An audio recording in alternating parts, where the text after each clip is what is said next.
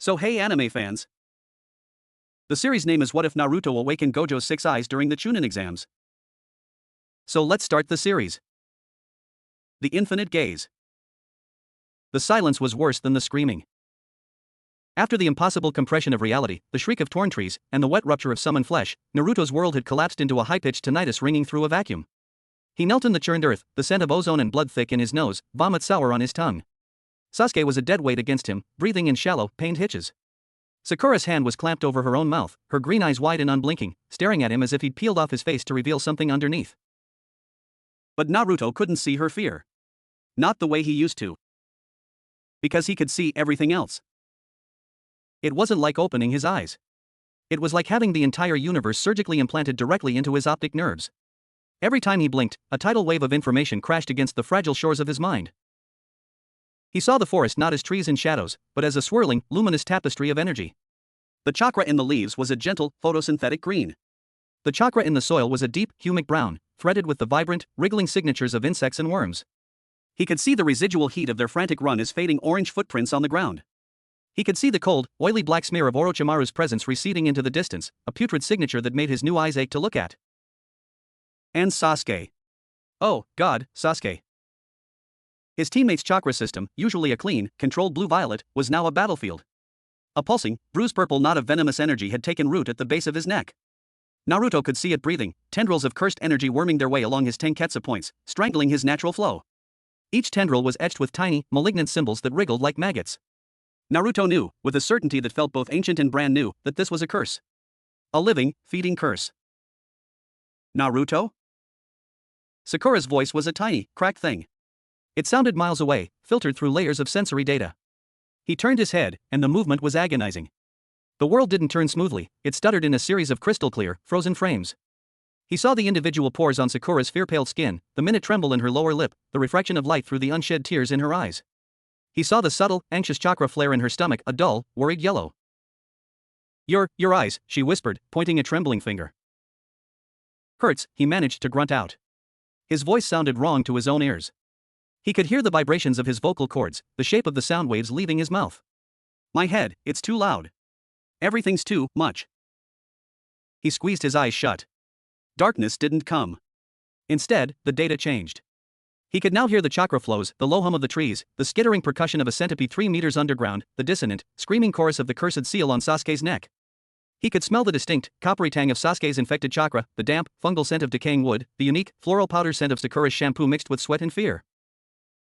We have to move, Sakura said, her training overriding her terror. She moved to Sasuke's other side, her movements clumsy. He marked him. We're not safe here. Can you carry him? Naruto opened his eyes again, forcing himself to focus not on the infinite, but on the singular. Sasuke's weight.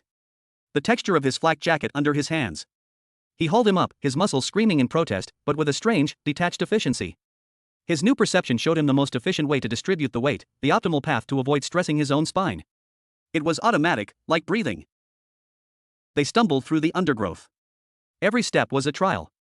Naruto's enhanced vision turned the dappled shadows into a stark, hyper-contrast landscape. He could see the individual threads in a spider's web 10 feet away, glistening with morning dew and trapped chakra from a long-dead gnat. He could see the slow, inevitable decay of a fallen log, each fungal spore a brilliant, destructive white spark in his vision. Stop, he hissed suddenly, dropping to one knee and lowering Sasuke gently. What? What is it? Sakura spun, kunai in hand, expecting an enemy. The scroll, Naruto said, his voice strained. He was staring at the heaven scroll in her pouch. To Sakura, it was a sealed tube of paper.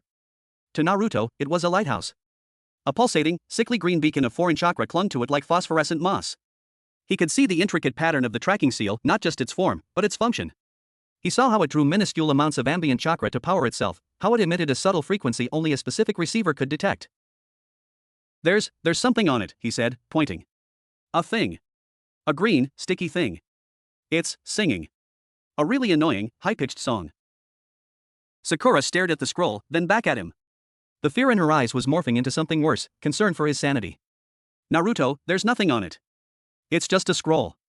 You're concussed. That, whatever you did back there. I'm not crazy, he snapped, the frustration boiling over. I can see it. It's right there. It's got lines and loops and it's pulling in the light from the air to keep itself going. It's how that snake puke found us. He reached for it. Instinctively, he focused not on the physical scroll, but on the curse-like tracking seal. He didn't know the jutsu to dispel it. But his eyes showed him its structure, its points of convergence, its weak links.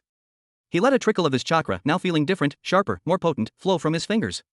He didn't form a hand seal. He simply willed his energy to snip the weakest glowing thread in the complex pattern he alone could see. There was a silent pop in a frequency only he could hear. The green, sticky light winked out. The song stopped. "See," he said, exhausted. Sakura had seen nothing. She just saw him wave his hand near the scroll and then slump further. "Naruto, please. We need shelter. Now." He couldn't argue. The act of seeing and unmaking the seal had drained him in a way 100 shadow clones never had. It was a mental and spiritual exhaustion. He was starving, a deep, cellular hunger that had nothing to do with ramen. They found a cramped, semi-hidden hollow beneath the roots of a gigantic tree. It smelled of damp soil and worms. Sakura laid Sasuke down and began a basic medical assessment, her hands glowing with diagnostic chakra. To Naruto, her healing chakra was a soft, rosy pink, gently probing the violent purple of the curse. Naruto sat with his back against the earth wall, trying to breathe. He focused on his own hands. He could see the chakra pathways in them, brilliant blue rivers under his skin. He could see the faint, golden shimmer of his Uzumaki life force. And he could see the dark, intricate seal on his stomach. The 8 trigram seal was a masterpiece of containment, a spiraling, layered prison of impossible geometry. And now, he could see a hairline crack in it, right where the new, vast pressure behind his eyes seemed to originate. A crack that leaked not just Kurama's red chakra, but something else, a colorless, boundless energy that felt both alien and intimately his. A twig snapped outside. Sakura froze. Naruto's head snapped up. His eyes pierced through the wall of roots and soil as if it were gauze. 3 signatures. Approaching slowly. Their chakra was a muted, cautious brown-green team grass. He could see their forms clearly, 2 men and a woman, moving in a standard triangulation formation. They had found the disturbed earth, the tracks. "We have company," he whispered, his voice flat. 3. Grass Nin. 30 meters, 10 o'clock. "They're tracking us." Sakura's jaw tightened. She positioned herself between Sasuke and the entrance, kunai ready. "Can we avoid them?" Naruto calculated. He saw their search pattern, their sightlines. "No. They'll find the hollow in 47 seconds. Then we fight." Her voice wavered, but her stance was firm. "Can you fight?" Could he? The thought of moving, of channeling chakra, made his brain throb. But the thought of Sakura trying to fight 3 genin alone while protecting him and Sasuke was unacceptable. The root-covered entrance was shoved aside. A grass ninja with a scar across his nose peered in, grinning. "Well, look what we found. A little hiding mouse." Naruto moved. Or, more accurately, he reacted. The man's arm was already coming up, a kunai glinting. Naruto saw the muscle contractions before the throw, saw the precise angle of release, saw the kunai's trajectory as a glowing, arcing line pointing directly at Sakura's throat. Panic, hot and familiar, flooded him. Not for himself. For her. He didn't think. He threw out his hand, palm open, a desperate, wordless shout in his mind, "Stop!" He didn't aim for the kunai. He aimed for the space the kunai had to travel through. Imaginary technique, cursed technique lapse, blue. It was a pathetic, sputtering echo of what he'd done to Orochimaru. No cataclysmic vortex. Just a localized, violent tug in the fabric of reality halfway between the thrower and Sakura. The kunai didn't just change direction. It imploded. The metal shrieked as it was crushed into a pea-sized ball in midair, which then shot backwards with the force of a cannonball. The grass ninja had no time to react. The compressed metal projectile hit his extended arm just below the elbow.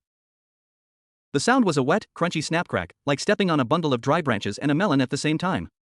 The man's forearm bent in a direction arms are not meant to bend, bone fragments tearing through skin and fabric. He didn't even scream at first, he just stared, dumbfounded, at the ruined limb hanging from a strip of muscle. Then the pain hit, and his shriek tore through the quiet forest. His 2 teammates, frozen in the entrance, stared in horror at their leader, then at the blond boy inside the hollow who was now slumped against the wall, pale and panting, his bizarre blue eyes glowing faintly in the gloom. Naruto felt a fresh trickle of blood drip from his nose. The world was spinning, the data stream becoming a dizzying smear. He met the eyes of the remaining grass kunoichi. He didn't speak. He just let her see his eyes, those bottomless, fractal sapphire voids that held no anger, no hatred, just an infinite, terrible understanding of her fear, her biology, her inevitable defeat. She stumbled back, yanking her wounded comrade. "Demon," she choked out. "He's a demon." They fled, crashing through the underbrush, leaving their third teammate to scramble after them, clutching his shattered arm. Silence returned, broken only by Naruto's ragged breathing and the fading cries of the grass ninja. Sakura slowly turned to look at him. The kunai in her hand was forgotten. She looked from the tiny, crushed ball of metal lying innocuously on the earth floor, to the boy who was her teammate. Naruto wiped the blood from his nose, smearing it across his cheek. He saw the reflection of his own eyes in the tear-filled sheen of Sakura's. He saw the alien creature he had become staring back. He started, his voice small and lost. I didn't mean to. I just wanted it to stop. The horror on her face was complete. It wasn't the horror of an enemy. It was the horror of witnessing something fundamentally wrong. The horror of realizing the loud, annoying, predictable boy you knew was gone, replaced by something you couldn't begin to comprehend. Naruto Uzumaki hugged his knees to his chest, buried his face in them, and tried to shut out the infinite, beautiful, terrifying world that his new eyes forced him to see. For the first time in his life, he truly, utterly, wished he was blind. Next. Chapter 2, A Teacher's Dread. The silence that followed was thick enough to choke on. Sakura's breathing was a shallow, controlled rasp, a medical lean technique to maintain calm. Naruto's was ragged, syncopated with the pounding in his skull. The only other sound was the low, pained murmur from Sasuke, trapped in a fever dream seeded by Orochimaru's curse. Naruto kept his head down, the rough fabric of his pants a minor, grounding texture against his forehead. But grounding was relative. Even with his eyes closed, the world persisted. He could feel the vibration of a beetle walking along a route 2 meters away. He could taste the metallic fear sweat on the air, both Sakura's and the fading signature of the grass ninja. He could hear the discordant, screeching symphony of the curse on Sasuke's neck, a sound like nails on a cosmic chalkboard. Naruto. Sakura's voice was stripped of all emotion, a flat line of sound. It was worse than anger. He didn't look up. Yeah? What did you do? I stopped the kunai. You crushed it. From across the room. And you broke his arm without touching him. A tremor entered her voice. That's not a jutsu. That's not normal. A hysterical laugh bubbled in Naruto's throat. Normal. He'd spent his life craving normalcy, and now he was farther from it than ever. Nothing's normal, Sakura-chan, he mumbled into his knees. The air has colors. Sasuke's neck is screaming. Your chakra looks like cherry blossoms trying to bloom in a snowstorm. It's all just math. He felt her stiffen. He'd said too much. He sounded insane. He felt insane. We need to treat Sasuke-kun, she said finally, retreating into the concrete, the procedural. The mark, it's poisoning his chakra system. I can see it spreading. I can slow it with medical chakra, but I can't stop it. Naruto forced himself to lift his head. The hollow swam into hyper-detailed focus. Sakura was kneeling by Sasuke, her hands hovering over the cursed seal. To his eyes, her rosy healing chakra was a gentle, probing light, but it was like trying to put out a forest fire with a damp cloth. The purple-black tendrils of the curse recoiled slightly from her touch, then writhed and latched onto new pathways. His new vision dissected the problem with cruel clarity. The curse wasn't just a toxin, it was a self-replicating, intelligent pattern of cursed energy. It fed on Sasuke's own negativity, his ambition, his hidden rage. Sakura's pure, positive chakra was anathema to it, but it was also a feast, an energy source to be corrupted or repelled. You're making it angry, Naruto said, his voice detached. What? Sakura snapped, tears of frustration brimming. I'm trying to heal him. I know. But your chakra, it's too sweet. It's like putting honey on a wound infested with maggots. They'll just eat it and get stronger. Sakura recoiled as if struck. That's disgusting.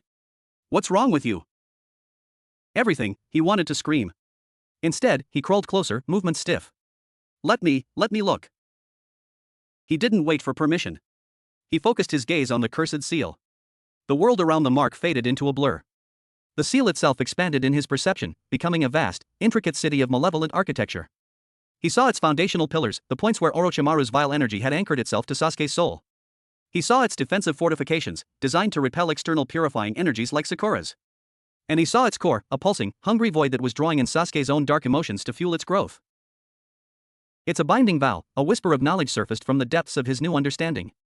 A contract of corruption. To remove it, you'd need to sever the vow without killing the host, or overwhelm it with a curse of greater magnitude. He didn't have a greater curse. But he had something else. Something infinitely versatile. I have an idea, he said, his voice barely a whisper. It's probably a terrible idea. Naruto, no. He was already moving. He placed a hand on Sasuke's forehead, away from the seal. His own chakra felt different now, a vibrant, electric blue, shot through with threads of that colorless, boundless energy from the crack in his own seal. It was dense. Potent. Sharp. He didn't try to heal. He didn't try to purify. He tried to calculate. If the curse was a self-sustaining equation of negative energy, he needed to change one of its variables. Not destroy the equation, but edit it. Introduce a new term that would disrupt its balance. He focused a thread of his chakra, finer than a hair, and sent it probing towards the edge of the curse. The malevolent energy snapped at it like a piranha. But Naruto's control, guided by the infinite precision of the six eyes, was perfect. He let the curse bite a minuscule amount of his energy, then immediately withdrew. The reaction was instantaneous. The purple-black curse flared, analyzing the foreign input. Naruto's energy was fundamentally different. It wasn't just life force, it carried the conceptual weight of infinity, of limitless possibility. To the simple, hungry logic of Orochimaru's curse, it was an anomaly. A paradox.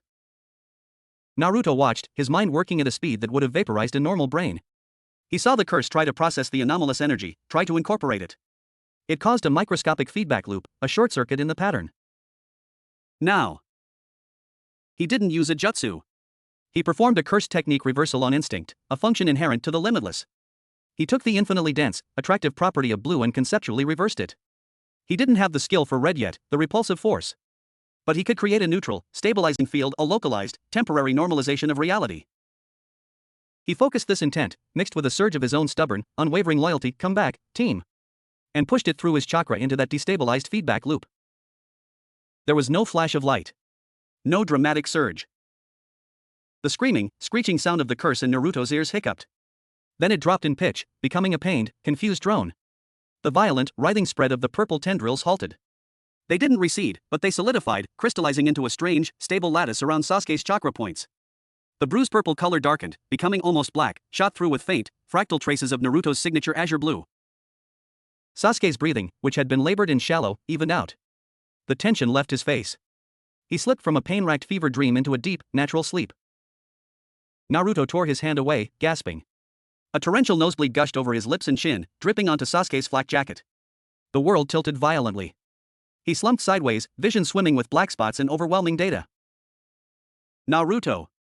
Sakura was at his side in an instant, her medical blow shifting to him. The moment her chakra touched him, she gasped. Your chakra system, it's in chaos. Your coils are burning up. You're metabolizing energy at a catastrophic rate. He could only nod weakly, tasting iron. He felt hollowed out, starved down to his very cells. But he'd done it. He'd stabilized the curse. Not by fighting it, but by confusing it, by binding it with a paradox of his own making. Sakura's hands worked quickly, stemming his nosebleed with a direct application of coagulant chakra. Her touch was clinical, efficient, but her eyes held a storm of conflict, horror at what he'd done, awe at the result, and a deep, unsettling fear of the tool that had achieved it. He's stable, she confirmed, checking Sasuke again, her voice full of wonder. The foreign chakra is dormant. It's like it's frozen in place. How? Naruto wiped his bloody mouth with the back of a trembling hand. I gave it a puzzle it can't solve, he rasped. It'll keep him asleep, keep the curse from eating him, for now. But it's still there. He looked at the mark, now a black lattice with blue fractal seams. I just put a weird lock on it. Sakura stared at the mark, then at Naruto's exhausted, blood-smeared face, and finally at his eyes. The swirling, hypnotic blue seemed dimmer now, drained. But they were still undeniably other. We need a plan, she said, her pragmatism returning as the immediate crisis passed. We have one scroll. We need another. We can't stay here forever, and Sasuke-kun can't fight. Naruto closed his eyes, trying to block out the world. But a new perception filtered through, not sight, but a profound, spatial awareness. He could feel the weight of the forest around them, the flow of natural energy, the distant, competing sparks of other genin chakra. And he could feel a massive, familiar, and utterly frantic signature cutting through the forest like a lightning bolt, heading directly for their last known location. Don't worry, Naruto said, a ghost of his old grin touching his lips, though it was weary and pained. Plan's coming. And he looks really pissed off. 20 kilometers away, Hatake Kakashi moved. He wasn't running, he was a blur, a distortion in the landscape. The trees were a smear of green and brown. His Sharingan was active, the triple tomo spinning wildly, not tracking an enemy's movements, but trying to process an anomaly that had scorched itself across his chakra senses minutes before. It had felt like a hole being punched in the world. A sudden, violent negation of reality followed by an oppressive, infinite presence that made the hairs on the back of his neck stand up and his stomach clench with a dread he hadn't felt since Kiri's bloody mist. It came from the direction of his team. It was followed by a smaller, but equally wrong pulse, a spatial compression that shredded chakra signatures nearby. Orochimaru's stench was all over the forest's upper canopy, a vile perfume of snake and decay. But this was different. It wasn't bestial like the Nine Tails. It was cold. Cerebral. Absolute. Abito. Rin. The old ghosts whispered in the vault of his memory. This felt like an outside context problem, a variable from a different equation entirely dropped into their world. The kind of thing that got teams killed, that got villages erased. He pushed his speed beyond safe limits. The image of Naruto's determined, grinning face flashed in his mind, followed by Sakura's studious frown and Sasuke's brooding glare. They were chaos magnets on a good day. With Orochimaru in play, they were candles in a hurricane. And now this, cosmic thunderclap. He found the site of the first disturbance first. It looked like a god had taken a spoon and scooped a hemispherical chunk out of the forest. The earth was scarred and smooth, pulled inward. Trees were not broken, they were extracted, their root systems cleanly severed. There was no debris. It had all been drawn into a single point and presumably annihilated. The residual chakra, no, not chakra, something else, made his Sharingan ache. It was a vacuum, a hungry silence that still lingered. This is where it started, he thought, his blood running cold. This is where my team was. A few hundred meters away, he found signs of a frantic retreat, then the hollow. The crushed ball of metal. The spatter of blood from two different people, one foreign, one unmistakably Naruto's. And the lingering, icy cold tingle of that alien energy. He approached the hidden hollow, his movements silent, his chakra suppressed. He heard breathing. Two awake, one deeply unconscious. He pulled aside the roots. Sakura spun, kunai up, her face a mask of desperate defiance that melted into staggering relief. Kakashi-sensei.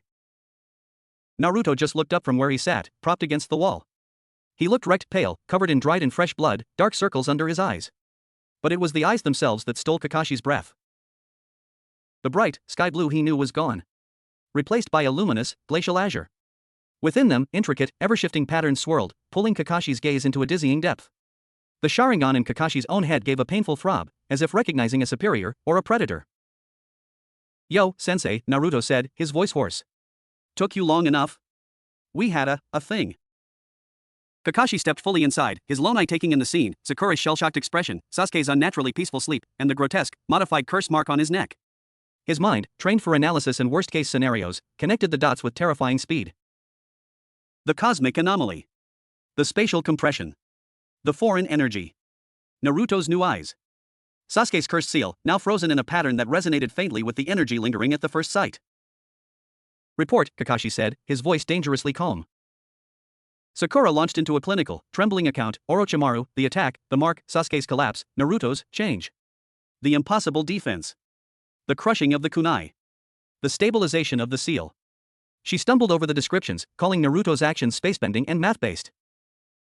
Kakashi listened without interruption, his eye never leaving Naruto. When Sakura finished, the hollow was silent save for Sasuke's even breathing. Kakashi knelt in front of Naruto. Show me, he said quietly. Sensei, he's exhausted. Sakura began. Show me, Naruto, Kakashi repeated, his voice leaving no room for argument. Naruto sighed. He looked at a pebble on the ground between them. He focused. The effort was visible, a tightening around his new eyes, a fresh trickle of blood from one nostril. Kakashi's Sharingan saw it. The pebble didn't move. But the space around the pebble warped. It was a subtle, localized distortion, as if the air itself had become a thick, impossible lens. The pebble's image shivered and split. Then it was over. Naruto slumped, panting. I can't do the big one right now, he gasped. Too hungry. Brains frying. Kakashi stared at the spot where reality had briefly faltered. He had fought the fourth Hokage, had seen the flying thunder god. This was different. Minato's technique was teleportation, replacing one coordinate with another. This was manipulation of the coordinate plane itself. He looked back at Naruto's eyes. The power was undeniable. The cost was equally clear. The boy was burning himself alive from the inside out. Can you control it? Kakashi asked. Naruto gave a weak, shaky laugh. Control it? Sensei, I don't even know what it is. It's like I know everything and nothing all at once. I see the world source code, but I can't read the language. Kakashi placed a hand on Naruto's shoulder. The boy flinched, then leaned into the touch, a desperate need for anchor. We'll figure it out, Kakashi said, and he meant it, even as dread coiled in his gut. But first, we survived this exam. Sakura, you did well. Naruto, you saved your team. He saw the faint glimmer in those infinite blue eyes at the praise, a glimpse of the boy beneath the cosmic power. But listen to me, Kakashi's voice turned deadly serious. What you can do, it is not a jutsu. It is a Keki Mora. A beyond bloodline limit. Do not speak of it to anyone. Do not use it unless you have no other choice. The world is not ready for something that breaks its rules this completely. Naruto nodded slowly, the weight of the warning settling on him. Now, Kakashi stood, his mind already shifting to tactics.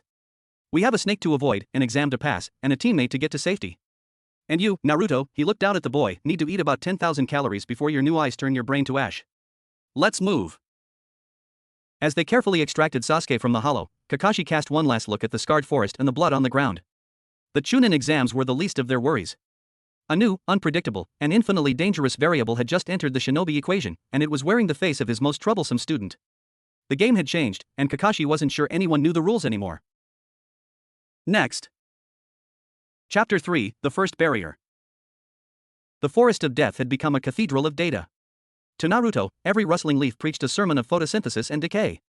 Every distant animal cry was a psalm of predation, its location and intent laid bare in the harmonics of its sound. The oppressive, muggy air was no longer just a discomfort, it was a thick soup of identifiable scents: damp moss, blooming nightshade, the faint, coppery aftertaste of a kill 3 kilometers north. Kakashi led, a silhouette of practiced silence. Sakura followed, half her attention on the terrain, half on Sasuke's sleeping form slung over Naruto's shoulder. Naruto moved in a daze, his body operating on autopilot guided by the relentless, overwhelming feed from the 6 eyes. The hunger was a living beast in his gut, gnawing at his ribs. But more than food, he craved quiet. The world was a deafening orchestra where he could hear every instrument, every vibration of every string, every intake of breath from every player. He felt like the lid of his skull had been pried off and the universe was pouring in. We're being followed, Kakashi said softly, not breaking stride. 2 teams, converging. One from the west, one circling south. They've caught the scent of our little disturbance. Naruto didn't need the warning. He could see them. The western team's chakra was a muddy, aggressive orange, 2 brawlers and a sensor type whose chakra flickered like a weak lighthouse. The southern team was cooler, a calculated blue-green, moving with predatory patience. The south team is faster, Naruto mumbled, his voice raw. They'll intercept at the dried riverbed in 8 minutes. The west team is loud. They'll be in throwing range in 12. Kakashi glanced back, his Sharingan taking in Naruto's unfocused gaze that somehow saw everything. Options? The riverbed is a bottleneck. Bad for us if they trap us there, Naruto said, the tactical analysis flowing unbidden from the infinite calculations in his mind. He could see the terrain in 3D overlays, probability vectors for ambush glowing like ghostly paths. But there's a ley line. A current of natural energy. It runs parallel to the river, 50 meters into the trees. It's fuzzy. Messes with chakra sensing. Sakura stared at him. What line? A path where the world's energy flows, Naruto said, as if it were obvious. It's brighter. Warmer. It'll hide our signatures if we stay in its stream. Kakashi made a decision in an instant. Lead the way. Naruto shifted Sasuke's weight and veered east without hesitation. His steps were sure, avoiding roots and soft ground not by sight, but by an innate understanding of the soil's density and the root systems beneath. To Sakura, it looked like he was walking through his own backyard. They slipped into a thicker part of the forest. Here, to Naruto's eyes, the world was striated with luminous currents. Most were faint, like gentle underground rivers of soft gold light. But one was a vibrant, pulsating stream of silver green, as wide as a road, flowing through the ancient trees. They stepped into it. The effect was immediate for Naruto. The cacophony of the forest dulled by a fraction. The distant, prickling awareness of the pursuing teams became muffled, as if they were looking through thick frosted glass. He could still see them, but their signatures were smeared, less defined. They've lost us, Kakashi confirmed, his own senses confirming the masking effect. Good. Now we need to. He stopped. Naruto had frozen, head cocked. What is it?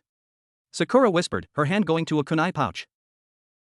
A barrier, Naruto said, his brow furrowed. But not a normal one.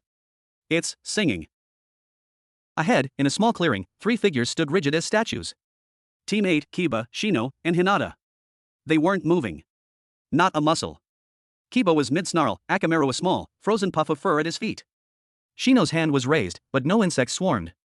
Hinata's Byakugan was active, the veins around her eyes bulging, but her gaze was fixed and terrified. Surrounding them was a barely perceptible dome of shimmering air. To normal sight, it was a heat haze. To Naruto's 6 eyes, it was a masterpiece of sadistic ingenuity. The barrier was composed of layered sound waves, vibrating at precise, discordant frequencies. They didn't just trap physically, they attacked the nervous system. The song Naruto heard was a paralyzing lullaby that hijacked the brain's signals to the muscles. It also scrambled chakra flow, turning the body into a prison.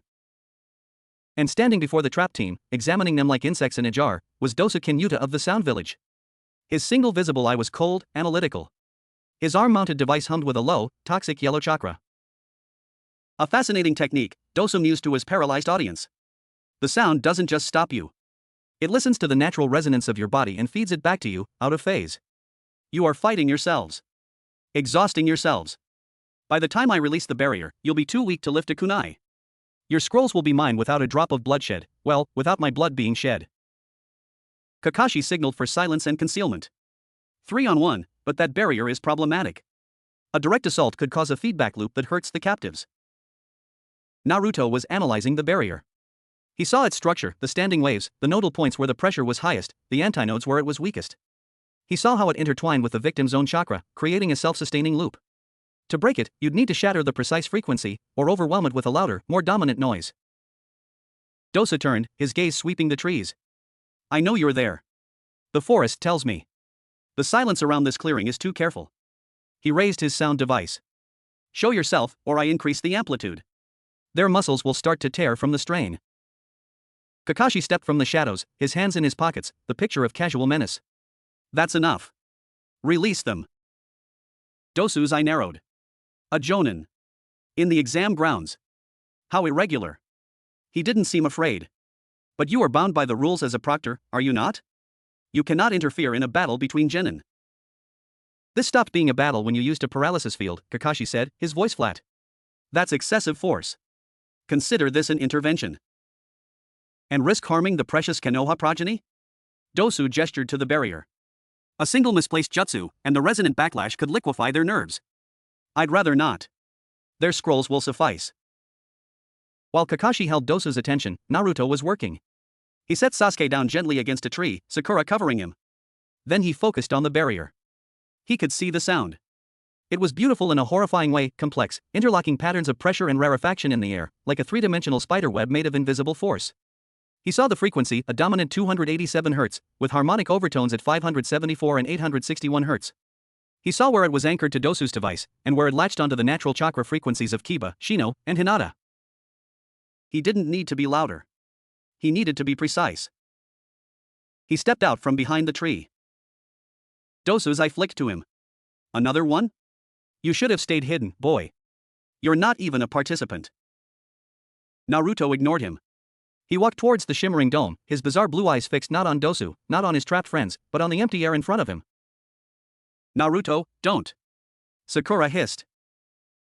What are you doing? Kakashi's voice was sharp. I'm gonna turn off the music, Naruto said simply. He raised a hand, not in a hand sign, but like a conductor preparing an orchestra. He tuned his new perception, filtering out everything but the sonic structure of the barrier. He found the fundamental frequency, the 287 Hz wave. It was the keystone. He focused on a single, specific antinode, a point in the standing wave where the pressure was naturally at its minimum. He didn't have a sound-based jutsu. But he had control over space. Infinitesimal control. He didn't attack the barrier. He plucked it. Using a minuscule, fingernail-sized application of blue, he created a pinpoint gravitational distortion exactly at that antinode, tuned to resonate at 288 Hz. It was a difference of one single vibration per second. The effect was not dramatic. There was no explosion. The shimmering dome shivered. A visible ripple, like a stone dropped in a pond, spread out from the point Naruto had touched. The complex, interlocking web of sound waves fell into sudden, catastrophic dissonance. The 287 Hz wave, forced to coexist with a 288 Hz interference in its most vulnerable point, began to cancel itself out. A sound like a giant, ringing wineglass being dragged across slate filled the clearing. Then it cracked. The barrier didn't shatter, it unraveled. The standing waves dissolved into chaotic, harmless noise that dissipated into the forest. Teammate collapsed. Kiba hit the ground gasping, muscles spasming. Shino slumped to his knees, his insects buzzing in confused agitation around him. Hinata fell forward, catching herself on her hands, the Byakugan fading as she panted, tears of relief and residual pain in her eyes. Dosa stared, his cool composure shattered. His device emitted a pathetic, sputtering crackle.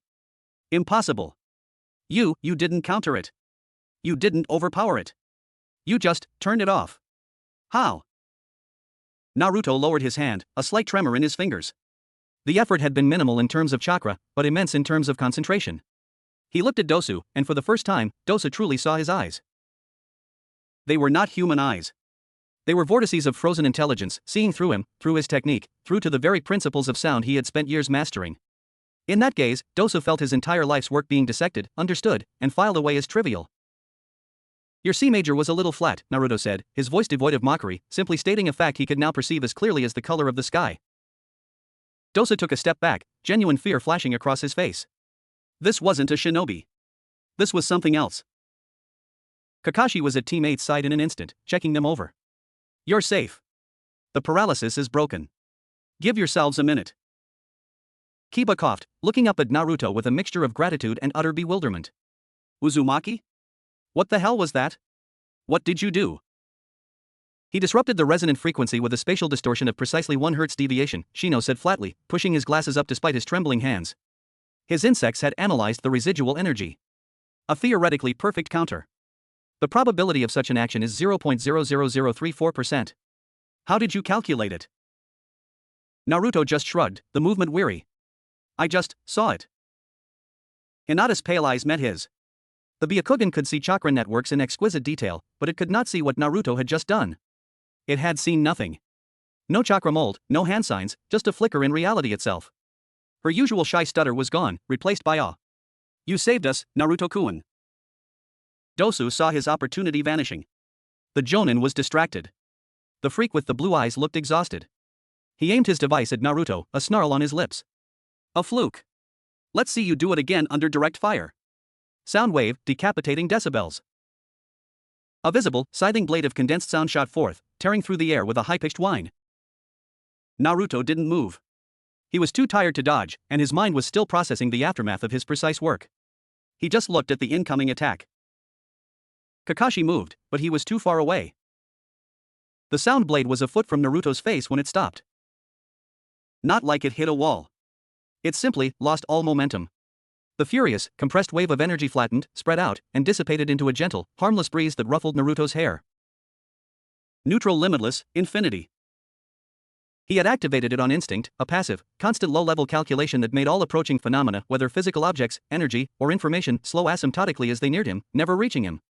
It required almost no active effort. It was just on. To everyone else, it looked like the jutsu had mysteriously fizzled out an inch from his nose. Dosu's jaw went slack. No. What is this? What are you? Naruto took a step forward, his azure eyes locking onto Dosu. The fear he saw in the sound ninja was a bright, acrid yellow in his vision. You use sound to hurt people, Naruto said, his voice low. But sound is just math, too. You're not even doing the math right. Your harmonic overtones are sloppy. You're wasting 60% of your chakra on destructive interference within your own technique. He was lecturing him. Not out of arrogance, but because the flaws were so glaringly obvious to his new sight it was physically painful to watch. Dosa stumbled back another step, his confidence, his entire worldview as a master of sonic manipulation, crumbling to dust. He was a musician being told he'd been playing the wrong instrument his whole life by a child who could hear the music of the spheres. Get out of here, Kakashi said, his voice cutting through the tension. Before I decide the rules don't apply. Dosu didn't need to be told twice. He turned and fled into the trees, his retreat the very picture of shattered pride. The clearing was quiet, save for the heavy breathing of Team 8. Kiba finally pushed himself to his feet, glaring at Naruto. Okay, seriously. What's with the freaky eyes? And since when do you know about harmonic whatever? Naruto rubbed his temples. Long story. Really long. And really weird. Hinata approached him shyly. Your chakra, Naruto-kun, it's different. It's very bright. And very deep. The Byakugan could see its density, its strange quality, but not its true nature. Shino adjusted his glasses. We are in your debt. However, this does not change the fact that we are competitors in this exam. We have an Earth Scroll. You likely need it. Kakashi assessed the situation. Team 8 was weakened but recovering. His own team had Sasuke incapacitated and Naruto operating on fumes and cosmic insight. A fight would be messy and unnecessary. We have a Heaven Scroll, Sakura offered, holding it up. A tense silence hung in the air. The rule was to take the scroll by force. Then Naruto spoke, his eyes scanning the trees. The team from the west. The loud orange ones. They're 2 minutes out. They have a Heaven Scroll too. And they're really bad at hiding. A slow, feral grin spread across Kiba's face. Akamaru gave a weak but enthusiastic arf. Well then, Kiba said, cracking his knuckles. Seems like we have a common problem. And a common opportunity. Hinata nodded, activating her Byakugan again. I see them. 3 signatures. They are overconfident. Shino's insects buzzed in agreement. A tactical alliance would be the most logical course. For the moment. Kakashi watched, a strange pride mixing with his profound unease. Naruto, with his impossible eyes, had not just broken a barrier.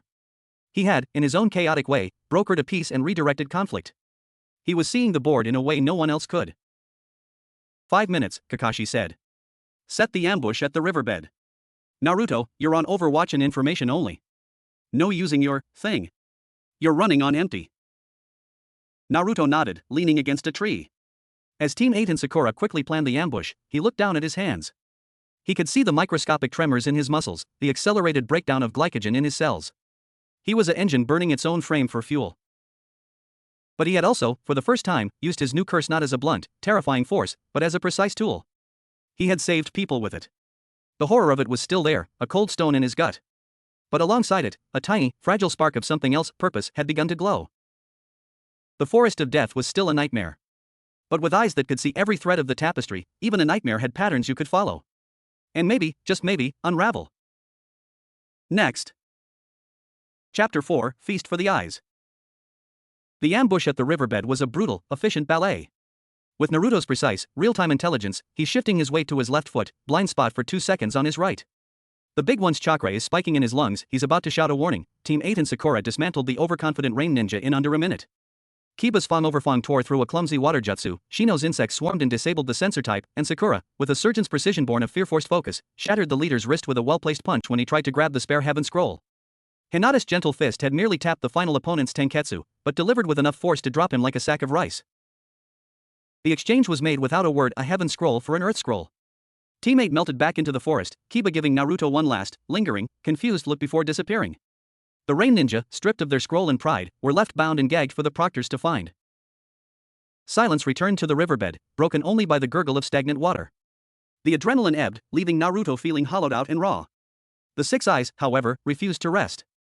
They drank in the scene, the fading heat signatures of the conflict, the settling dust motes glittering in shafts of sickly green forest light, the intricate capillary action of water seeping into the cracked river mud. We need to move, Kakashi said, his voice cutting through Naruto's sensory immersion. The central tower is our only safe harbor now. Sasuke needs proper medical attention that I can't provide here, and you, he looked pointedly at Naruto, look like you're about to fall over and start digesting your own liver. The journey to the tower was a silent, grueling ordeal. Naruto's world was a relentless onslaught of beauty and terror. He saw the life cycle of the forest in fast forward, the brilliant, eager green of new shoots, the steady, strong emerald of mature leaves, the crumbling, complex brown of decay, all glowing with their own unique energy signatures. He saw the ghosts of past battles, lingering stains of chakra and bloodshed soaked into the earth, screaming silently in frequencies only he could hear. He flinched at a particularly violent crimson patch, the echo of a kill from years ago that still pulsed with faded malice. Sakura watched him constantly, her medical mind cataloging his symptoms, the tremors, the intermittent nosebleeds, the way he sometimes stared at nothing, his pupils contracting and expanding rapidly as he processed unseen data. She forced protein bars into his hands every hour, and he ate them without tasting, his body screaming for calories. Finally, the monolithic stone structure of the central tower loomed through the trees. To most, it was an imposing fortress. To Naruto's 6 eyes, it was a blistering sun of concentrated chakra. Dozens of powerful signatures burned within proctors, others surviving genin, and something ancient and deep beneath the foundations. The stone itself was inscribed with faint, dormant sealwork that glowed with a soft, protective blue to his vision. It was a beacon of relative safety in the sensory storm. They entered through a giant gate, the cool, dusty air of the interior a stark contrast to the humid forest. The silence here was different, hushed, anticipatory, thick with exhaustion and competitive tension. A few other bedraggled teams littered the vast entry hall, eyeing each other with weary suspicion. And then, the full force of the gathered chakra hit Naruto like a physical blow. He staggered, slamming a hand against the cold stone wall. It was a riot of color, sound, and texture in his mind's eye. A boy from sand with gourd on his back blazed with a chaotic, violent purple sandstorm, howling with the voice of a mad tanuki.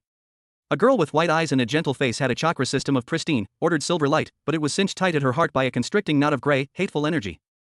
A lazy-looking boy with pineapples for hair radiated a deceptive, shadowy calm that swallowed light. A beast of a man with a sword as tall as he was throbbed with a brutal, unrefined red. It was too much. The data stream became a torrent, a waterfall of information crashing onto the rocks of his consciousness. He could hear their heartbeats, smell their unique sweat and blood and intentions, see the micro-expressions of fear, arrogance, and pain on faces across the hall. Naruto. Sakura was at his side, her hand on his arm. Her own chakra, that worried rosy pink, spiked in concern. Too many people, he gasped, squeezing his eyes shut. But it didn't help. He could still see them through his eyelids, their energy signatures burning like flares in the darkness. It's so loud. Their chakra, it's all screaming. Kakashi positioned himself subtly in front of Naruto, shielding him from direct view. Look at the floor. Focus on one thing. The cracks in the stone. Count them. Naruto tried. He forced his gaze down. The stone was granite. He could see its crystalline structure, the millennia of pressure that had formed it, the microscopic lichen growing in the mortar. He started counting the cracks. 1. A hairline fracture running 3 meters, caused by thermal stress 80 years ago. 2. A chip from a kunai impact, the residual metal ions a dull sparkle. 3. His count was interrupted. A presence, cold and immense, had focused on him. He looked up, against Kakashi's unspoken warning. Across the hall, Gaara of the desert was staring directly at him. Not at Kakashi, not at Sasuke, at him. The boy's teal eyes were flat, devoid of anything resembling human emotion. But to Naruto's 6 eyes, they were windows into a maelstrom. The chaotic purple energy wasn't just around him, it was in him, intertwined with his very soul. It was a curse of a different kind, a symbiotic, hateful prison. Naruto could see the shape of the beast within, a one-tailed tanuki of madness and sand, its will grinding against Gaara's fragile psyche. And he could see the raw, hungry interest that Storm had in him. His own alien energy, the limitless, was a tantalizing, unexplainable flavor in the stale air of Gaara's world. Danger. Predator. Kindred, in brokenness. The thought was not his own, it was a translation of the pure, predatory intent radiating from the Sannin. A drop of sweat, cold as ice, traced a path down Naruto's spine. Then, another gaze. Sharp, analytical, and boiling with a different kind of intensity. Sasuke was awake, propped against the wall where Sakura had laid him. His Sharingan was active, a single tomo spinning in each crimson eye. He was staring at Naruto, then at Gaara, then back at Naruto. He saw the silent, terrifying acknowledgement passing between the two most dangerous people in the room. And he saw the strange, fractal blue tracery mingled with the black of Orochimaru's curse on his own neck. His face was a mask of cold fury and profound confusion. Naruto, Sasuke's voice was a dry croak, but it cut through the hall's murmurs. What is that on your face? And what did you do to me? Before Naruto could formulate an answer that wasn't I have universe eyes and I put a math lock on your soul cancer, a proctor appeared. Teen 7. You have both scrolls. Proceed to the designated chamber. You have 5 days until the preliminary matches. They were ushered into a small, bare stone room. The moment the door shut, the overwhelming pressure of the crowd lessened, though Naruto could still feel the blazing signatures of Gaara and several others through the walls. Sasuke pushed himself fully upright, wincing. His hand went to his neck. It feels cold. And stiff. Like it's asleep. Explain. Sakura launched into a clinical summary, much as she had for Kakashi. Sasuke listened, his expression growing darker with every word. When she described Naruto's eyes changing and the spatial compression that defeated Orochimaru's attack, Sasuke's Sharingan spun faster. So, Sasuke said, his voice dangerously quiet. While I was being branded by a monster, you awakened a new bloodline? Convenient. The old Naruto would have erupted at the accusation. This Naruto just looked at him, his azure eyes seeing the pain, the jealousy, the fear hidden beneath the anger. He saw the curse seal, his own blue fractal threads acting as a stabilizing cage, but also as a bridge, a point of connection between Sasuke's chakra and his own limitless energy. It's not a bloodline, team, Naruto said, exhaustion flattening his tone. It's a curse. It hurts all the time. I see everything, and it's awful. I'd give it to you if I could, so you could feel how convenient it is. Sasuke's sneer faltered. He could see the truth in Naruto's physical state, the pallor, the tremors, the bloodstains. This was not a power-up. This was a sickness. The seal on your neck, Kakashi interjected, pulling their attention. Naruto stabilized it. For now. But it's a mark from Orochimaru. It will try to corrupt you, to offer you power in exchange for your will. What Naruto did bought you time and clarity. Use it to fortify your mind, not your resentment. Sasuke's hand clenched into a fist. The name Orochimaru hung in the air, a promise of power and a threat of annihilation. He looked from Kakashi to Naruto, his Sharingan finally deactivating. Fine, he bit out. What now? Now, Kakashi said, we rest. We eat. And we prepare. The preliminaries are in 5 days. You will all fight. And Naruto, he turned, his single eye serious, you need to learn control. Not just to stop from burning out, but to pass as human. Right now, you're broadcasting other to every sensor type in the building. The next few days were a special kind of hell. Confined to the small room, Naruto was a caged animal surrounded by his own overwhelming senses. The stone walls did little to block the chakra signatures of the other teams. He could hear every argument, every whispered strategy, every fretful breath. He could smell the anxiety seeping from the pores of the genin in the room next door. Kakashi's control exercises were absurd to anyone listening in. Okay, Naruto, I'm going to drop this pebble. I want you to tell me, without looking, exactly how many times it bounces before it comes to rest. 3. No, wait, the third bounce will be off a tiny imperfection in the floor, causing a microspin that leads to a partial fourth skid. So, 3.5. Kakashi would drop it. It would bounce 3 times and skid exactly 180 degrees to a stop. Now, extinguish this candle flame. Not with wind or water. With your mind. By convincing the air molecules around the wick to stop vibrating. Naruto would stare. He could see the heat, the excited particles. He'd focus on a minuscule point just above the flame and will it to become more dense, creating a microscopic blue that sucked the heat energy away. The flame would gutter and die, not from lack of oxygen, but from a sudden, localized absence of energy. Sasuke watched these exercises with a simmering intensity, his Sharingan recording every twitch, every subtle shift in the air that he could perceive. He couldn't see what Naruto saw, but he could see the effects. He saw reality warp in tiny, impossible ways. It infuriated and fascinated him in equal measure. Sakura, meanwhile, took on the role of caretaker and analyst. She monitored Naruto's caloric intake, forcing him to eat constantly. She studied his eyes with a medic's curiosity, noting the way the fractal patterns shifted when he was calculating, or when he was in pain. She started a journal, scribbling notes. Subject's ocular phenomena correlate with severe metabolic hyperactivity. Energy expenditure suggests a brain operating at least 1000% above baseline. Possible link to unique chakra density? Stabilizing agent appears to be sheer caloric mass. Recommend continuous glucose and protein infusion. On the third day, as Naruto practiced dulling his sensory input trying to view the world through a metaphorical lens that only showed him macro objects, Sasuke spoke up during a silent meal. That sand ninja, he said, not looking up from his bowl. Gaara. He hasn't stopped watching our door. His killing intent is different. It's not hot. It's empty. Like a desert. Naruto didn't need to be told. He could feel Gaara's gaze like a physical pressure, a cold spot on the other side of the stone. He's interested in my eyes, Naruto said quietly. The thing inside him, it's curious. Can you beat him? Sasuke asked, the question blunt. Naruto thought of the swirling sandstorm of cursed energy, the absolute void in Gaara's eyes. He thought of his own exhaustion, his brittle control. I don't know, he admitted. I don't think I can fight him like a normal person. His sand, it's not just sand. It's a part of him. It's alive with hate. Then don't fight him like a normal person, Kakashi said from his corner, not looking up from his Aika. You're not a normal person anymore. The question is, can you fight him without revealing to every hidden spy in this tower exactly what you are? The door to their room slid open. A proctor stood there. Hatake Kakashi. The Hokage requests your presence for a debrief on the Orochimaru incident. Kakashi marked his page and stood. Don't kill each other. And Naruto, he paused at the door, his eye serious. If the sand boy comes knocking, try talking. It's a vastly underrated jutsu. The door closed, leaving the 3 genin in silence. The atmosphere shifted instantly. Sakura busied herself with reorganizing her medical kit. Sasuke leaned back against the wall, eyes closed, but Naruto knew he was acutely aware of every sound. And Naruto? He finally let his gaze turn inward, past the stone, to the blazing, chaotic purple signature that was Gaara. He focused, not on the killing intent, but on the structure beneath. The pain. The isolation.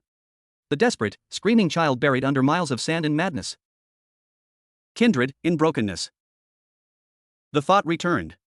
This time, it was his own. Next. Chapter 5, Kakashi's Hypothesis. The silence in the wake of Kakashi's departure was a fragile thing. It was broken by the rustle of Sakura's medical scrolls, the steady, deliberate rhythm of Sasuke's breathing exercises, and the low, almost subaudible hum that Naruto now realized was the sound of his own brain processing the world. It was the hum of a supercomputer shoved into a thatched hut, threatening to burn it down from the inside out. Sasuke's eyes opened, the Sharingan a flicker of crimson in the dim room before settling into its dark, ordinary state. He was looking at Naruto, but not at his face, at his hands, which were trembling slightly as they held an empty bowl of ramen. The shaking, Sasuke stated. Is it permanent? Naruto looked down at his hands as if seeing them for the first time. To his own eyes, they were a roadmap of chakra pathways, vibrating with fatigue. I don't know. It's like, my body's a stove, and my brain's a blast furnace. Everything's burning too hot, too fast. Sakura-chan says I need to eat like 5 times my body weight a day just to stay alive. He attempted his old, brash grin. Good thing I like ramen. Sakura didn't smile. It's not a joke, Naruto. Your basal metabolic rate is off the charts. If you stop eating for even 8 hours, your body will start catabolizing muscle tissue. Then organs. So I'll keep eating, Naruto said, but the bravado was thin. He could feel the hollow ache behind his ribs even now, just an hour after his last meal. It was a deep, cellular hunger that food only temporarily quieted. The eyes, Sasuke pressed, his voice clinical. What do they see that the Sharingan doesn't? Naruto leaned his head back against the cool stone. How to explain the infinite to someone who saw infinite steps? The Sharingan sees chakra, right? And movement? It predicts, it copies. Sasuke gave a curt nod. I don't see chakra, Naruto said, closing his own eyes, the fractal pattern still visible against his eyelids. I see what chakra is. I see the energy of everything. The tree outside isn't green, it's a pattern of slow, green light drinking sunlight and water. The stone wall isn't gray, it's a sleeping lattice of ancient pressure and silence. He opened his eyes and looked at Sasuke. You're not just a person. You're a constellation of blue and violet energy, bound together by your will. And there's a black, screaming spider sitting on your neck, tied down with threads of my own, blue math. Sasuke's hand instinctively flew to his curse mark, his expression tightening. Math? Everything is math, Naruto said, a hint of desperation entering his tone. Distance, force, energy, life, decay, it's all just equations. And my eyes, they give me the numbers. All of them. All the time. He looked at Sakura. Your chakra, when you heal, it's a beautiful, pink algorithm for repair. I can see exactly how it works. I just can't always make my own chakra do the same thing. Sakura paled slightly. The idea of her most intimate techniques being laid bare as mere formulas was unsettling. Can you copy jutsu? Like the Sharingan? Naruto frowned, considering. I don't think so. Not like Sasuke. I don't see the hand signs and the flow. I see the concept. I see the fireball jutsu not as a sequence, but as a transformation of chakra into thermal energy with a specific expulsion vector. I could probably figure out how to make fire, but it wouldn't be your fireball. It would be my version. And it would probably involve bending the air into a lens to concentrate sunlight or something stupidly complicated. He sighed. It's easier to just break things. Or make things not touch me. He demonstrated, holding up his palm. He focused, not on casting a jutsu, but on the space just above his skin. The air shimmered, a heat haze distortion. Sakura cautiously reached out a finger. An inch from his palm, her finger slowed, then stopped. It wasn't blocked. It just couldn't get any closer. The space between her fingertip and his skin had become infinite. She pulled her hand back as if shocked, though she'd felt nothing. That's what you did to the sound wave. Yeah. I just make here and there not connect properly. Sasuke was leaning forward now, his analytical mind fully engaged, the jealousy momentarily buried under sheer curiosity. A perfect, absolute defense. What are its limits? Sustaining it?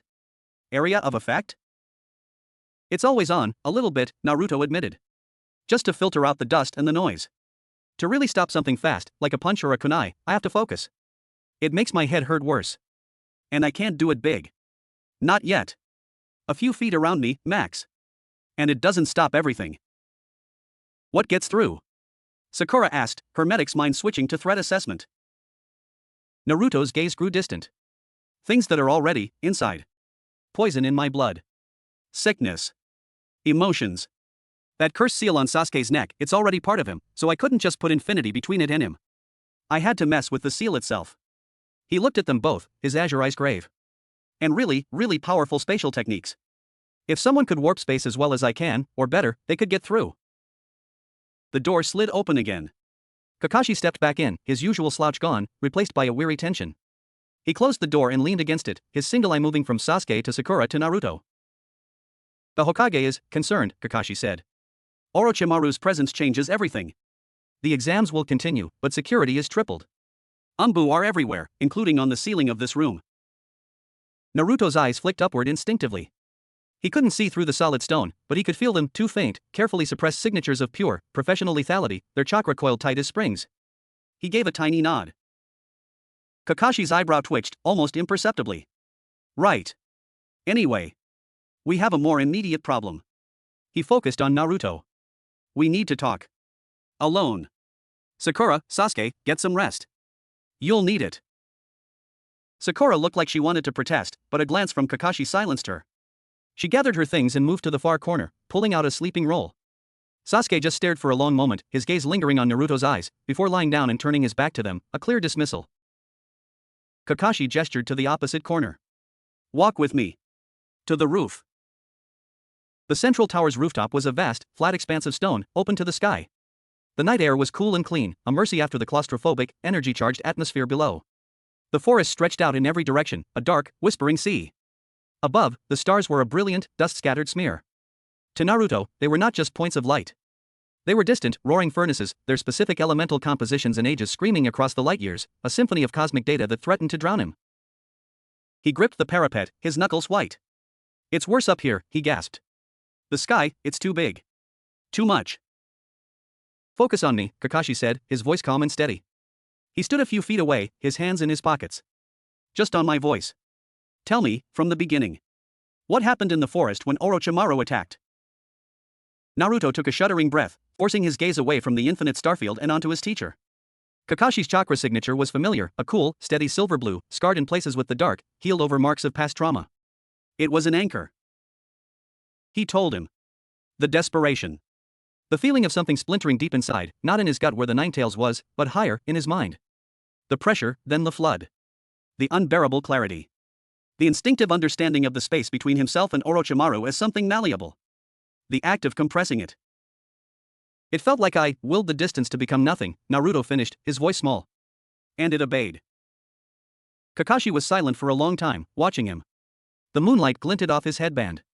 What you describe, it isn't a Kekkai Genkai. Bloodline limits are about chakra nature manipulation or physiological traits. This is different. This is manipulating a fundamental principle of reality, space itself. And the cost, he gestured at Naruto's trembling form, the dark circles under his luminous eyes. The cost is your own life force, burned as fuel for perception and calculation on a scale the human body was never meant to handle. He stepped closer. I've been researching. Or, trying to. There are old myths, fragments from before the founding of the villages. Tales of sages who could perceive the flow of all natural energy, who could bend the world to their will not with chakra, but with understanding. They called it the eye of the void or the all-seeing. It was always described as a blessing and a curse, ultimate knowledge that consumes the knower. Naruto swallowed. That sounds about right. I think, Kakashi said, his voice low and serious, what you have is a Kekkai Mora. A beyond bloodline limit. It's a term I've only seen in Forbidden Scrolls. It doesn't just mix chakra natures, it operates on a law outside of standard ninjutsu. The closest thing I've ever witnessed was the fourth Hokage's Flying Thunder God. But even that was a jutsu, a formula applied to space. What you do is innate. You don't use space. You speak to it. And it listens. The weight of the definition settled on Naruto. A beyond bloodline limit. It sounded as lonely as it felt. Can I learn to control it? Naruto asked, the plea evident in his voice. Without burning up? I don't know, Kakashi admitted, a rare moment of complete honesty. I can't teach you what I don't understand. But I can give you frameworks. We'll treat it like the highest level barrier ninjutsu and spatial manipulation combined. We'll work on efficiency. On focus. On narrowing that infinite perception down to what you need, when you need it. He paused. And we need to understand its relationship to the Ninetales.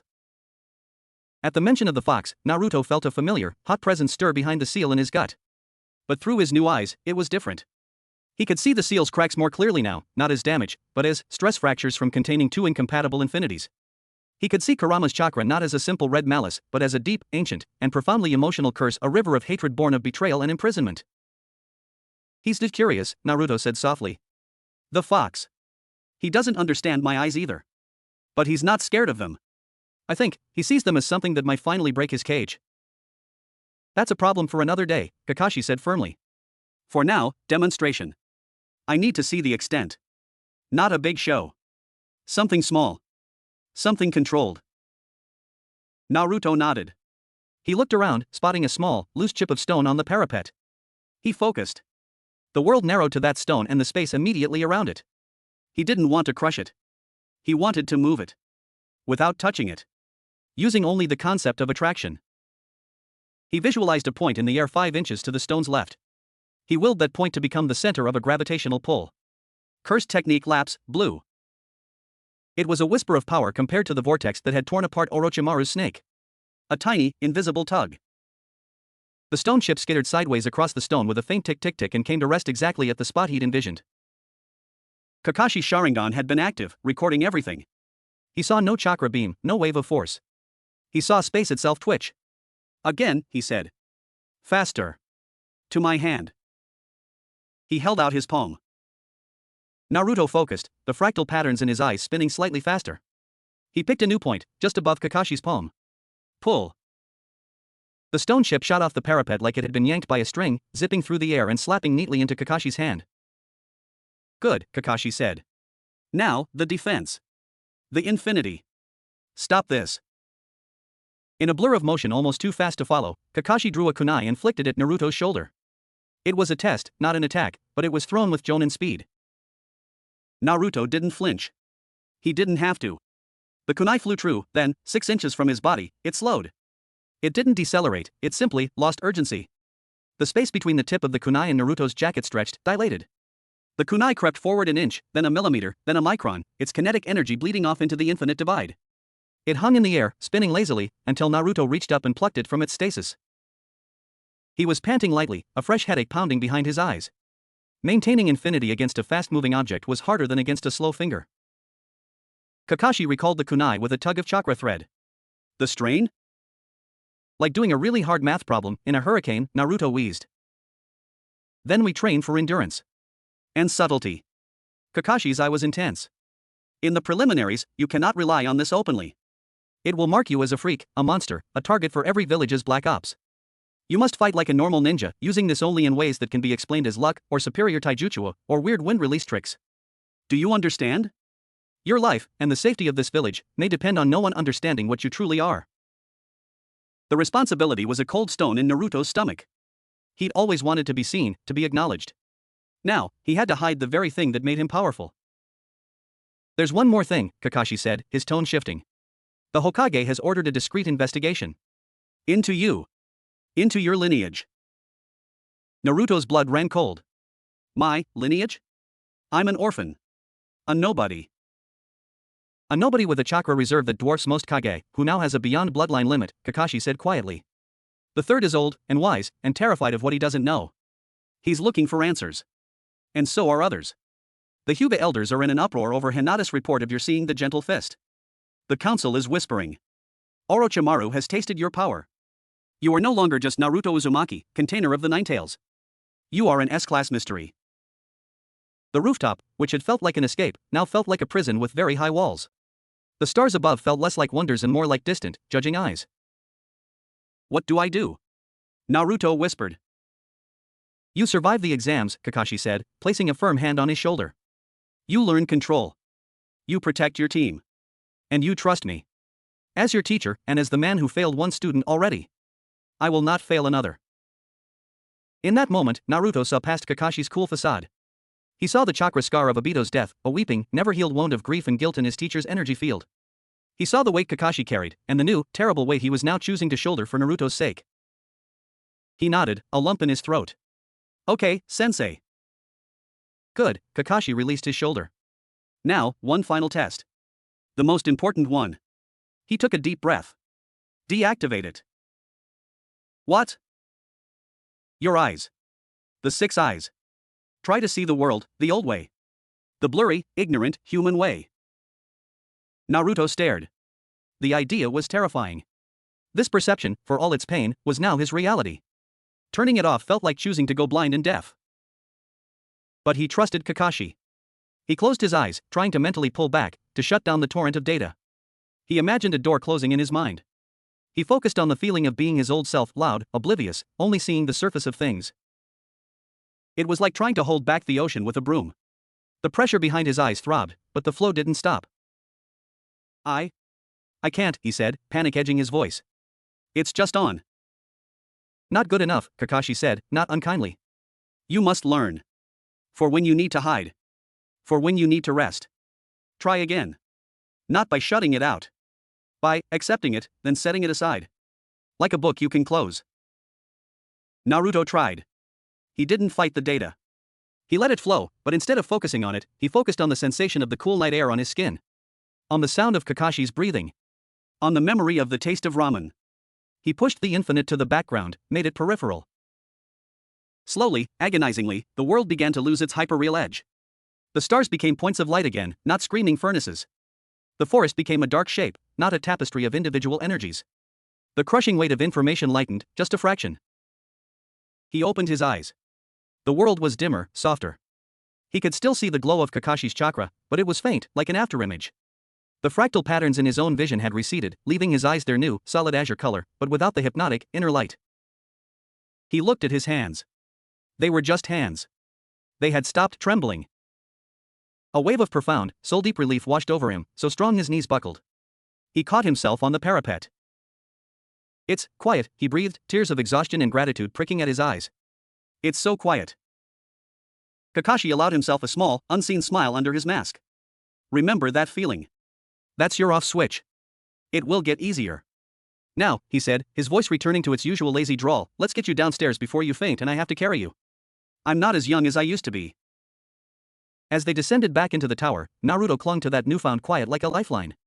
The horror of his new existence hadn't vanished. The mystery of his lineage, the threat of discovery, the predator's gaze of Gaara, it all still loomed. But for the first time since the forest, he had a semblance of control. He had a teacher who was trying to understand, not just contain him. And he had, however briefly, remembered what it was like to not know everything. It was a start. Next. The user wants me to continue the story from where we left off. We just finished chapter 5 where Naruto and Kakashi had their rooftop conversation about the 6 eyes being a Kekii Mora, and Naruto managed to partially turn off the overwhelming sensory input. The user seems engaged with this detailed, cinematic approach blending Naruto and Jujutsu Kaisen elements. Looking at the narrative flow, chapter 5 ended with Naruto gaining momentary control and returning to the tower. The natural progression would be chapter 6, the preliminary matches beginning. The user specifically mentioned wanting fighting and love and horror and fantasy and adventure all mixed together, with each chapter around 3,000 words and tightly linked. For chapter 6, I should focus on the first preliminary match while maintaining all the genre elements. The horror could come from Naruto's perspective of seeing cursed energy during fights. The love element could subtly develop through Sakura's concern. The fantasy/adventure continues with the Chunin exam setting. The fighting will be central but must showcase Naruto's new abilities in a hidden way as Kakashi instructed. I'm thinking Kiba makes sense as Naruto's first opponent, their canon matchup allows for creativity. The challenge is writing a fight where Naruto uses the 6 eyes/limitless minimally while still winning convincingly. The horror could come from him perceiving. Next. Chapter 6, Prelude to Chaos. The 5 days of forced idleness in the central tower were a crucible. For Naruto, they were a cycle of agonizing sensory overload, desperate attempts at control under Kakashi's guidance, and ravenous consumption of whatever food Sakura could procure from the tower's limited stores. He practiced holding the quiet state, the 6 eyes dialed down to a simmer rather than a roaring boil. It felt like trying to balance a mountain on the tip of a needle, possible only through absolute, exhausting concentration. For Sasuke, the days were a silent war. He could feel Orochimaru's mark like a cold, sleeping serpent coiled around his spine. More disconcerting were the faint, azure threads of Naruto's energy woven through it, a constant, buzzing reminder of his dependency. He trained alone in a corner of the room, his movements sharp and vicious, pushing his body to its limits in a futile attempt to outrun the corruption he felt within. He stole glances at Naruto during Kakashi's bizarre lessons, watching the air warp, a pebble move on its own, a dust mote hang suspended in midair. Each demonstration was a fresh wound to his pride and a spark for his obsession. For Sakura, the days were a study in triage in terror. She monitored Naruto's vitals, her medical scrolls filling with frantic notes on his fluctuating metabolism and neural activity. She tended to Sasuke's simmering fury with a healer's calm she didn't feel. And she trained her own mind, memorizing every detail of the other genin they'd seen, building psychological profiles, identifying weaknesses. She was the strategist, the anchor, trying to hold her fracturing team together with willpower and worry. The tension finally broke on the morning of the preliminaries. They were herded with the other surviving teams into the tower's main arena, a vast, sunken stone floor surrounded by tiered seating that was now filled with proctors, jonin sensei, and a handful of important spectators. The air vibrated with anticipation and poorly concealed malice. Naruto stood between his teammates, his quiet state firmly in place. The world was muted, but he could still feel the intense pressure of the gathered chakra. It was like standing in a field of static electricity. He focused on his breathing, on the feel of the headband against his forehead, on the faint, reassuring scent of Sakura's shampoo to his left and the sharp, ozone-tinged frustration coming from Sasuke on his right. The third Hokage, flanked by the other Kage and proctors, addressed them from a high balcony. His words were solemn, heavy with the unspoken shadow of Orochimaru. The preliminaries were a necessity to whittle down the numbers for the final tournament in the Great Arena. The rules were simple: one-on-one elimination matches, fought until death, surrender, or incapacitation. The proctor, a severe-looking man named Gecko Hayate with a permanent cough, would oversee.